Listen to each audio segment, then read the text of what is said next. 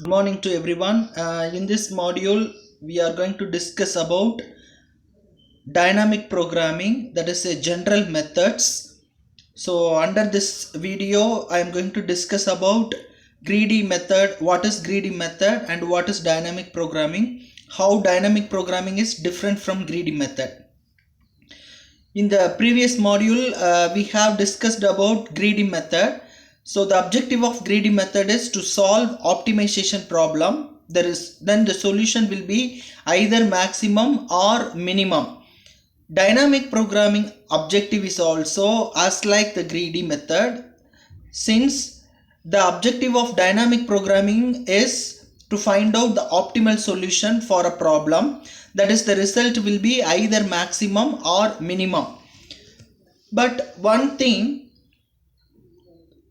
both greedy approach as well as dynamic programming, the objective is same, but the method, the strategy is different. In greedy method, first we know the predefined solution. By using that solution, we will move ahead to find out the better solution for a problem. That is, either it might be a optimal solution or feasible solution. Whereas in case of dynamic programming, in each and every step, we have to decide the solution. Accordingly, we have to move ahead to find out the solution for the entire problem. Well in advance, we don't know the solution of the problem. We have to move step by step. In each and every step, we have to find out the solution for a problem. So first up, in the one example, in Bangalore city, if I am take it as an example, if I am going to travel from Onekal to Majestic, then when I am using greedy approach, I know the path from Onekal to Chandabra to Electronic City, then from Electronic City to Majestic I can reach. Whereas in case of greedy, the dynamic programming approach, first I will go to Attipalli. Then from Attipalli I have to decide which is the shortest route next to reach the Majestic. Then I will move towards Chandabra. Then from Chandabra I have to wait and decide which route is shortest route to reach Majestic. Then from Chandabra I have to go to Electronic City. From Electronic City I have to wait and I have to decide which route is easy to reach Majestic. Then from Electronic City I have to decide.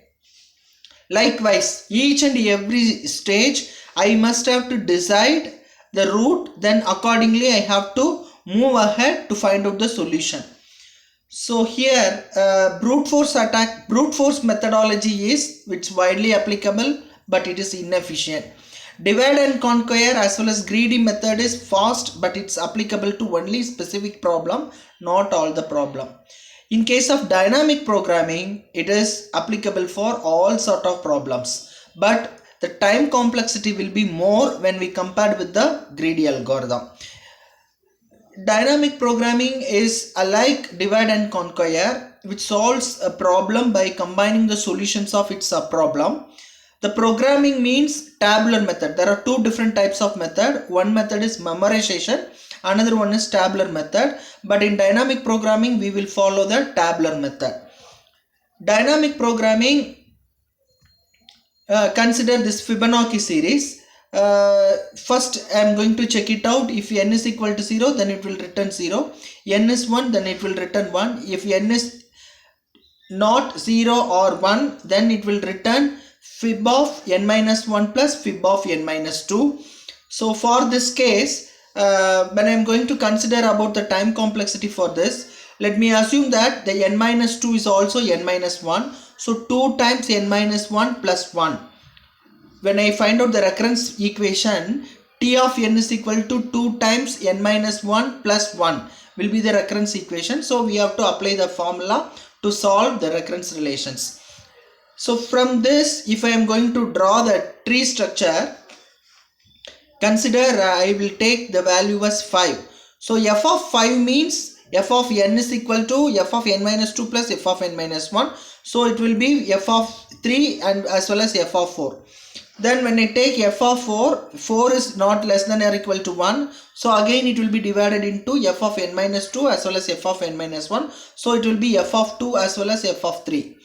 Then when I take f of 3, it is also not less than or equal to 1. So again it will be divided into f of 2 as well as f of 1. F of 2 is not less than or equal to 1. So again I am dividing f of 1 plus f of 1 as well as f of 0. When it reaches this f of 1 and f of 0, it will return the same value. So f of 1 value is 1, f of 0 value is 0. When I add together, 1 will be the result of f of 2.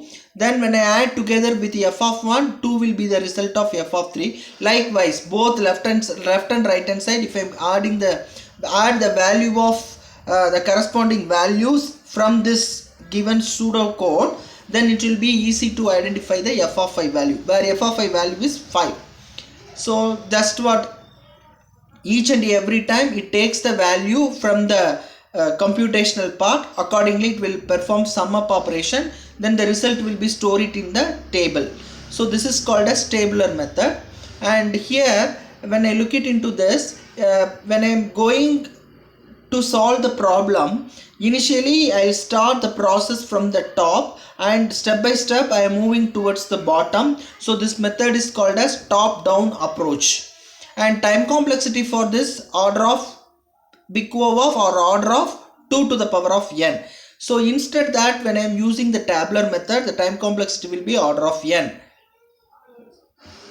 In this case, I am using I value, a of 0 value 0, a of 1 value 1. If n is greater than 1, I am take the value from 2 to n value. From for I equal to 2 to I equal to 5.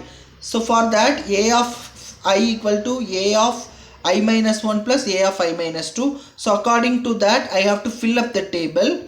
When I fill up the table, first 0 as well as 1 will be there. For 0 I have to put 0, for 1 I have to put 1. For 2 I have to add 0 plus 1, so 1 will be the result. For 3 I have to add 1 and 2 value. So if I am adding 1 and 2, 1 plus 1, 2 will be the result. For fourth value, 2 plus 1, 3. For fifth value, 3 plus 2, 5. 5 will be the result of the Fibonacci series. So this is all about the introduction of the dynamic programming. Thank you.